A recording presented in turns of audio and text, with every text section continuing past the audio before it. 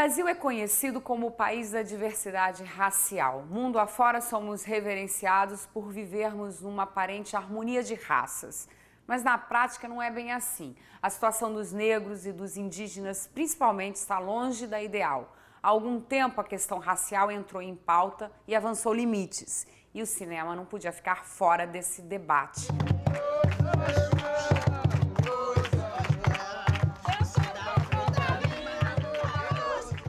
Meu sonho é que o brasileiro tenha orgulho de viver num país da diversidade racial, sabe? Essa ideia que são todos brasileiros, que a gente não tem diferença, é mentira, tem diferença. Nós temos de encarar que tem diferença. O que eu acho que a UPP veio fazer nesse momento foi salvar as comunidades da própria polícia. O cinema mudou minha vida e abriu minha mente para o mundo. E eu acho que é uma ferramenta poderosa para a gente difundir ideias e discuti-las. Eu sou a luta e até a força bruta da gente oprimida, capaz de vencer. Essa mostra de cinema, na verdade, é uma forma de correção de injustiças.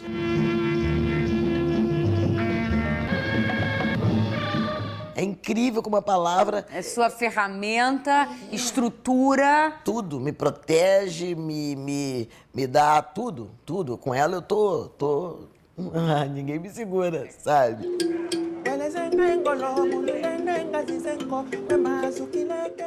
Até onde o conceito da diversidade racial é concreto no Brasil? Como o cinema amplia e ajuda nesse debate? Fica por aqui, que hoje tem isso e muito mais na sua revista do cinema brasileiro.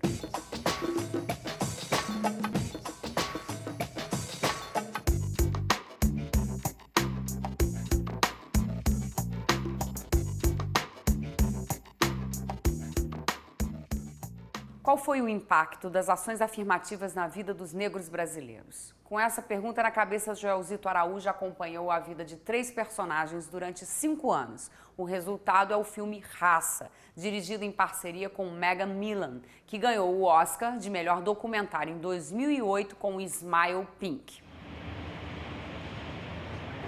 Nós somos praticamente metade da população desse país. Aqui no Congresso Nacional, nós temos um senador negro, que é esse que você fala, né? O filme Raça, eu diria que ele primeiro é resultado de uma amizade entre eu e Miga Mayla. Nós somos amigos há 17 anos e sempre alimentamos a ideia de trabalhar juntos. Então esse também era um desafio, né? E a gente nunca sabe o que vai ser, se a amizade vai continuar ou não, né? Então superamos tudo, estamos vivos, estamos felizes e continuamos amigos. Eu morei aqui no Brasil por 1 ano e meio, no começo dos anos 90. E sendo estrangeiro, chegando aqui no Brasil, a questão racial me interessou muito. E eu, como cineasta, as coisas que não são óbvio me interessam. As coisas que são complicadas, as coisas que têm níveis, né?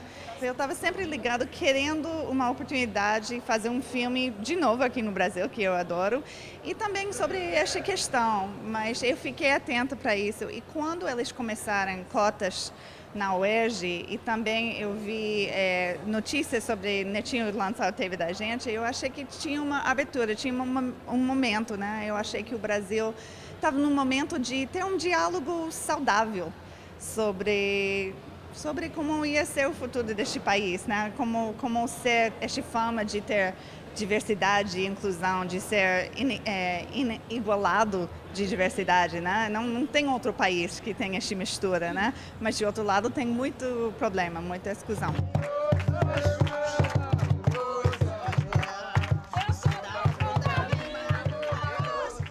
Eu acho que esse debate sobre a questão racial no Brasil, sobre cotas, sobre o Estatuto da Igualdade Racial, sobre terra de quilômetros, foi um debate muito desequilibrado, né? Uma grande parcela da população brasileira teve pouca oportunidade de ouvir o outro lado, de conhecer o outro lado. Então a nossa intenção foi de acompanhar 3 personagens que fossem, de certa forma, representativas de uma certa linha de frente, né, nesse debate. Então é um filme de cinema direto, é um filme em que nós acompanhamos esses personagens durante 5 anos, né? Isso não significa que nós filmamos 5 anos com cada um, né? mas eu acho que para cada minuto editado, no final tem 2 horas de filmagem. E essas pessoas representam um pouco isso. O senador Paim representa um tipo de liderança que preocupou com a questão do Estatuto da Igualdade Racial, da cota. A dona Miúda, uma mulher simples do interior do Espírito Santo, eu acho que ela representa o povo negro pobre do interior do Brasil, preocupado em manter suas tradições religiosas, em manter a luta da terra. E o cantor Netinho de Paula, ele representa uma preocupação que eu carrego há um tempo, que é o debate da ausência do negro da mídia, da uma subrepresentação do negro da mídia. Agora, mesmo buscando trazer esse outro lado, né, a nossa intenção também foi de não se comportar da mesma forma, de não ser unilateral, né? Foi de trazer também o antagonista e o ponto de vista do antagonista.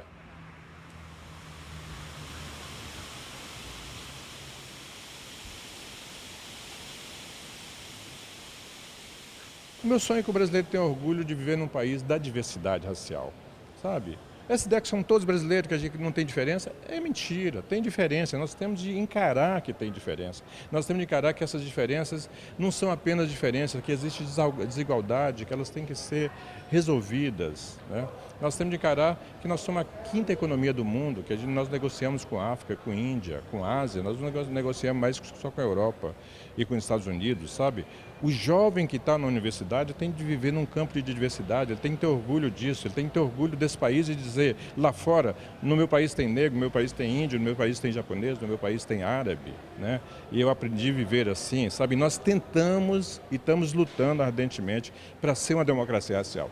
É isso que eu queria que o filme ajudasse, sabe? Eu queria que todo mundo dissesse, aqui não tem democracia racial, mas nós vamos ter, sabe? E que o filme é uma contribuição para isso. Nós estamos aqui há quase 10 anos debatendo o Estatuto de Igualdade Racial. A cada semana, a cada mês, alguém diz, olha, artigo tal, conceito tal, não está exatamente como nós gostaríamos. Se acham que tem problema no Estatuto, alterem, modifiquem, digam onde está errado, encaminhem para mim no Senado, que eu aprovo ainda esse ano. Mas encaminhem, votem. A 6ª edição do Encontro de Cinema Brasil, África e Caribe traz mais de 40 filmes para o Rio de Janeiro. O público terá a oportunidade de se aprofundar no cinema de Angola, país homenageado desse ano. Com curadoria de Zósimo Bulbul, a mostra de cinema negro já se tornou referência para a cinematografia afro-brasileira. Eu sou a luta e até a força bruta da gente oprimida, capaz de vencer. Esse 6º encontro, claro que vai ser melhor que todos os outros. E as pessoas, inclusive, que eu estou convidando, virão pessoas da maior importância, sabe, do cinema negro mundial. Sim. Eu estou a ouvir muito mal. O quê? Vais obter o visto de saída? Quando? O telefone não está a funcionar, Alda. Como? Daqui a 2 semanas? De certeza! Está? Está? Está?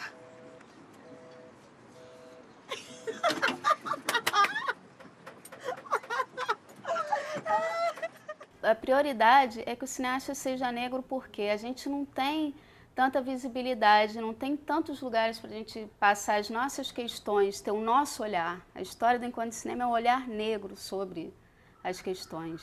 O cinema que nós temos pelo Brasil, afora, ao longo dos anos, sempre mostra o negro com um papel inferiorizado, estereotipado, né? Um estigmatizado. Eu acho que essa mostra de cinema, na verdade, é uma forma de correção de injustiças. É um lugar onde nós temos para expressar as nossas ideias, a nossa intelectualidade, os nossos sonhos e a nossa cultura, né? Eu acho que não tem nada parecido no Brasil.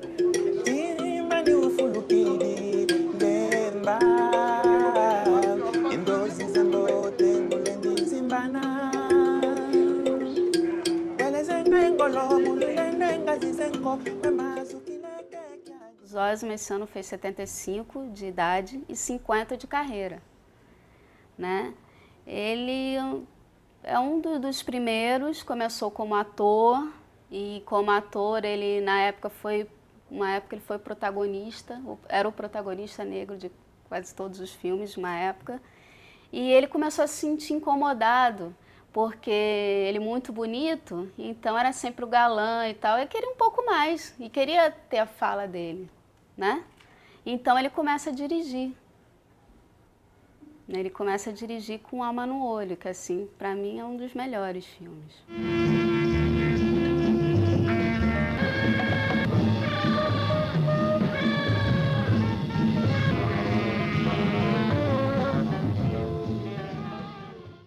Você sabe que filme é esse? Meu sertão nunca mais choveu, no meu sertão nunca mais choveu.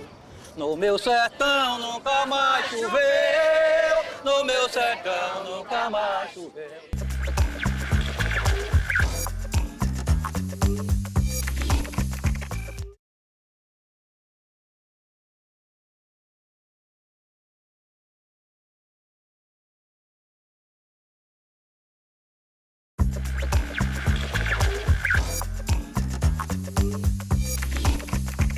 Um raio-x das favelas cariocas depois da implantação das UPPs. Essa é a proposta do documentário 5 vezes Pacificação.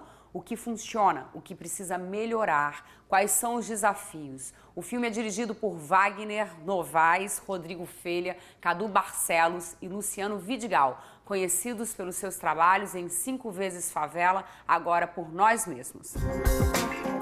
O que eu acho que a UPP veio fazer nesse momento foi salvar as comunidades da própria polícia. A gente está muito feliz porque a gente continua a família 5 vezes Favela, né? Ou seja, são os mesmos diretores, formamos uma família, um olhar sobre o cinema brasileiro, um olhar de dentro das favelas. E agora com esse tema da UPP, né? Era um assunto que borbulhava muito entre a gente, então a gente decidiu sentar e conversar e falar, vamos produzir. Nós somos contemporâneos a essa revolução. Eu acho que a gente temos que produzir um produto com a nossa arte, com o que a gente sabe fazer, contando essa história, mais uma vez, com o olhar de quem mora dentro, né? E aí sentamos com o Kaká, com a Renata, que brilhantemente se articularam para que a gente conseguisse produzir o melhor filme possível, né? Não adianta você botar a polícia na comunidade se não tem a chance para aqueles caras que estavam ali no tráfico. A gente tem um cinema que é um cinema ideológico, que é um cinema que tem uma sutileza e uma poesia, mas tem uma ideologia. A gente usa o cinema como arma de transformação mesmo. Então, assim, a unidade aconteceu de forma muito natural. A gente começou a se misturar nos temas que a gente separou para fazer o filme de forma natural. Por esse nosso feeling, por essa nossa vivência, lógico que a gente sentou, estudou, a primeira favela pacificada foi em tal lugar, a última foi em tal lugar, essa tem mais tempo, essa tem aquele problema. A gente buscou muito isso, mas por ter esse feeling, quando o Cadu entra numa favela que talvez uma favela que eu nunca tinha ido, por exemplo, no Batã, senta e conversa com o morador, a gente tem essa troca, a gente consegue extrair, o cara consegue se espelhar, se identificar com a gente, assim como a gente neles. Então, as coisas fluíam muito bem, assim. Eu costumo dizer que existem 3 momentos no crime. É a fascinação quando o cara entra, a embriaguez do sucesso quando ele acha que alcançou algum lugar e ninguém segura, e a depressão, a angústia quando ele quer sair e não consegue, cara. Eu, pessoalmente, foi uma coisa muito pessoal minha, porque eu sofri, né, um dia antes de ir pro Festival de Cannes, minha família muito feliz, eu muito feliz. Eu fui abordado por um policial que me constrangiu, né, que abaixou as minhas calças, e tinham pessoas me olhando e ali, enfim. E por mais que fosse rápido, isso mexeu com a Cidade de Deus e mexeu muito mais comigo. Então, quando apareceu esses temas, eu vi que alguma coisa diferente estava ali na mesa e eu tinha que abraçar logo. E era um desafio para mim. Exatamente falar sobre a polícia, falar sobre como eles treinam, quem são essas pessoas, né? E aí descobri de fato que a questão do erro é do ser humano, né? Eles têm instruções sim, mas no entanto o ser humano tá aí para acertar e para errar. Eu acho que o exército tinha que estar na rua. É radical? mas é o que eu acho. Tá um pouco mais seguro. Isso a gente sente, vamos dizer, no asfalto, né? Se é verdade, eu não sei. A única coisa que eu peço é para a sociedade abrir um pouco mais a mente, tá ligado? A A mostra Olhos Negros chega à sua 4ª edição com ainda mais fôlego. Nesse ano, além de sucessos de bilheteria, o festival exibe as produções realizadas em comunidades que não chegaram às salas de cinema. A mostra ainda conta com uma série de debates que discutem o papel do negro na sociedade brasileira.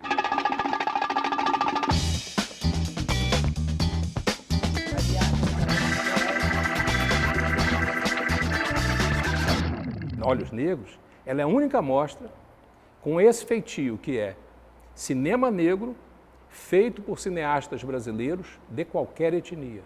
Então a gente passa o filme de branco, de preto, de vermelho, de azul, de amarelo, roxo, qualquer coisa. Não tem essa distinção. Basta ser brasileiro e ter um enfoque na cultura negra, valorização, uma discussão da cultura africana no Brasil, que a gente passa aqui na mostra. Exu, sou bom para quem é bom comigo e mal para quem não sabe me reverenciar. Reinei na cabeça do seu mestre durante muito tempo. Meu mestre era uma pessoa de bem, não te devia nada. E existe o bem sem o mal? Ou morte sem vida? O Joelzito é um que virá para debater o tema central da mostra, que é os adolescentes negros e a construção do futuro. 1, 2, 3 carros na calçada, feliz e agitada, toda preboiçada, as garagens abertas, eles lavam os carros, desperdiçam a água, eles fazem a festa. Vários estilos, vagabundas, motocicletas, coroa rico, boca aberta, escapeja. Elisa Lucinda é conhecida por seus trabalhos na TV, no teatro, no cinema e na poesia. Encantada com o poder da palavra, Elisa Lucinda muitas vezes usa seu texto como arma contra o preconceito e a discriminação. Hoje vamos ter o grande prazer de recebê-la aqui no estúdio. Elisa Lucinda. Ah, Maria Luísa. Amada, multifacetada, uma mulher poderosa, uma excelente, grandiosa atriz. Ai, que bonito sério. isso. E teatro, e poesia, e a força da palavra. Vamos falar? Vamos. Você estava agora em Brasília, você chegou aí pro festival? Eu fui na estreia no festival em Brasília e eu fiquei assim, foi muito legal. E foi uma coisa muito interessante que a arte, a gente depois que faz, a gente realmente, em qualquer instância, não domina mesmo, não tem mais agora. Não te pertence mais. E aí, é uma história linda sobre a história libanesa no Brasil, que a gente nem sabe. E ele vai estar muito deprimido quando ele encontra essa garçonete, que é a Cissa, que eu faço. E ele só tem passado e ela só tem futuro. Ela troca pousada por trabalho. E ele encontra ela em Ilhéus. Quem foi daqui da equipe foi o Marcelo, que ficou louco com o filme. Eu tô louca pra ver. E disse que foi muito bem. Foi muito bem, as pessoas adoram. Ficou uma leitura assim da possibilidade do amor na terceira idade. Que a possibilidade não, a realidade do amor na terceira idade, que fica parecendo que é uma coisa que as pessoas mais velhas não amarão mais, sabe? E o filme faz isso, dá essa, pelo menos todos os velhinhos queriam casar comigo depois do filme. Mas quem não quer casar com você? Tu é uma gata dessa. Você tem algo muito solar, muito proativo, vida. Isso vem, aí vou puxar coisa da poesia, porque é tão bonito. Eu estava lendo uma reportagem incrível sua agora. E vendo assim a tua estrutura, a tua história, né? Aos 17 começa ali a escrever. A escrever. E é doido, porque o 17 é meio que, eu não sei, mas pelo menos tem isso assim, o que você depois continua, aquilo continua efervescendo. Essa é uma fase muito significativa, né? É a beira mesmo do mundo assim, adulto. Do adulto, né? E foi muito emblemático para mim. Mas assim, o que é interessante é que hoje eu na minha vida, tenho esses pilares que foram plantados todos antes dos 17. Estruturas que vieram do teu pai, da tua mãe. Da minha infância, a importância da palavra na minha casa, a importância do livro na minha casa. Uma leitora de José Régio, de Fernando Pessoa, de Baudelaire. Você não, mas é Régio também. Mas assim, Não sei por onde vou, só sei que não vou por aí. Sei que não vou por aí, é lindo demais, né? Até hoje é meu hino esse poema. É mesmo? É meu também, amor. Com 12 foi, e eu aprendi ele, eu tinha 11 para 12 anos. Olha que loucura, eu era muito menina. Mas não é porque por interesse meu, não é que eu fosse prodígio, não. É que a minha professora me escolheu meio como alter ego, a Maria Filina, que me ensinou a falar poesia desse jeito, colocou coloquial, que acabou sendo a marca assim, do meu trabalho com a poesia. Então, aí eu comecei a estudar poesia com minha mãe, sagaz que era, muito querida. Minha mãe sacou que eu gostava de poesia, falava poesia na escola com 8, 9 anos, e achou uma professora que dava aula de declamação, que era essa professora, lá em Vitória. Uma capixaba que mexe uma muqueca. Uma muqueca como ninguém.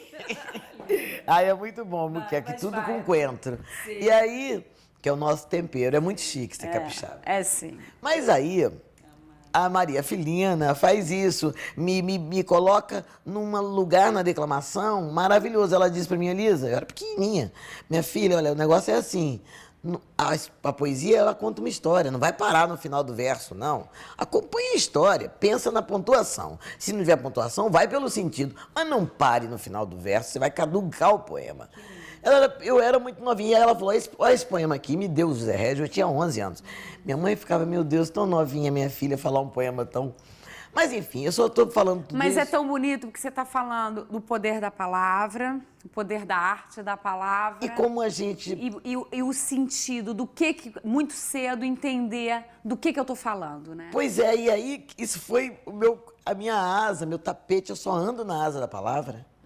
É incrível como a palavra é uma... É sua ferramenta, estrutura. Tudo, me protege, me dá tudo. O Zé Régio, você sabe falar Zé Régio? Sei. Essa poesia toda? Sei. Vamos falar juntas? Olha só, deixa eu te falar. É assim, olha como é que é a técnica lá da minha escola. Quando a gente fala um poema junto, a gente não ensaia quando a outra vai falar. E se a gente falar junto as palavras, não tem problema não. Eu sei bastante dele, vamos ver se eu lembro assim. Vem por aqui. Dizem-me alguns olhos doces, seguros de que seria bom que os ouvisse quando me dizem vem por aqui. Eu olho com os olhos laços. Há nos meus olhos ironias e cansaço. E cruzo os braços. Nunca vou por aí. Minha glória é esta, criar desumanidade. Não acompanhar ninguém. Porque eu vivo com o mesmo sem vontade com que rasguei o ventre a minha mãe. Não vou por aí. Só vou por onde me levam os meus próprios passos. Se o que busco saber nenhum de vós responde, vamos falar juntas. Por que me repetis, vem por aqui? Prefiro caminhar nos becos lamacentos, redemoinhar aos ventos, arrastar os pés sangrentos como farrapos. Aí por aí.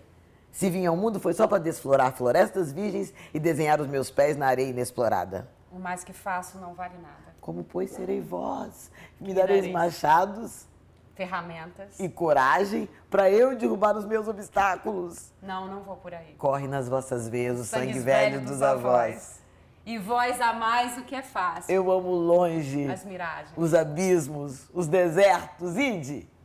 Tendes estradas, tendes tetos, regras, tratados, filósofos e sábios, eu tenho a minha loucura. E regras. Regras e tratados, é verdade. Filósofos e sábios, eu tenho a minha loucura. Levanto como um facho a arder na noite escura. E sinto espuma. Sangue. E cânticos nos lábios. Deus e o diabo é que me guiam. Mais ninguém. Todos tiveram pai, todos tiveram mãe, mas eu que nunca principio. Nem acabo, nasci do amor que há entre Deus e o diabo. Que ninguém me dê piedosas intenções. Ninguém me peça definições. Ninguém me diga vem por aqui. Porque minha vida é um vendaval que se soltou. Uma onda que se levantou. Um átomo a mais que se animou. Não sei por onde vou. Não sei por onde vou. Sei que não vou por aí. Que beleza. Que eu não sei é se eu vou saber seguir esse caminho quando eu avistar. Atabaque Nzinga. Foi dirigido por Otávio Bezerra e lançado em 2008. O filme é um musical que conta a história de Ana, vivida por Thaís Araújo. A protagonista busca o autoconhecimento e nesse caminho vai descobrindo as influências africanas que a constituem. Com músicas de Naná Vasconcelos e participações especiais de Lia de Tamaracá, Mestre Salustiano e o afoxé Ile Aie, Atabaque Nzinga é uma grande homenagem à influência africana na cultura brasileira. Nzinga é o nome da rainha que viveu entre os séculos 16 e 17 na África. Seu poder era tão grande que os portugueses nomearam Angola numa alusão à rainha e às regiões que ela dominava. Cultuada até hoje, a rainha Nzinga é uma grande referência da cultura afro-brasileira.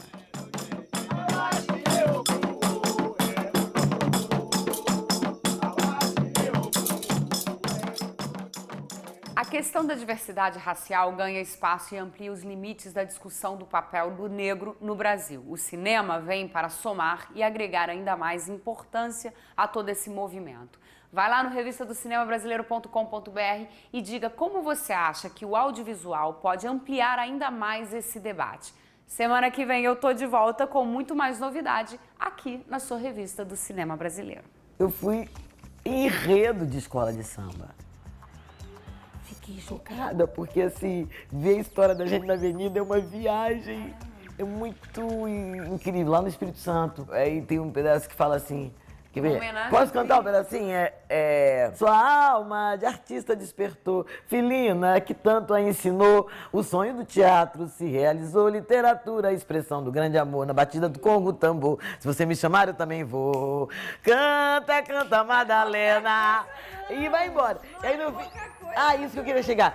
Canta, canta, Madalena. Bota a saia pra girar, ninguém resiste. Você capixaba, também é chique na batida.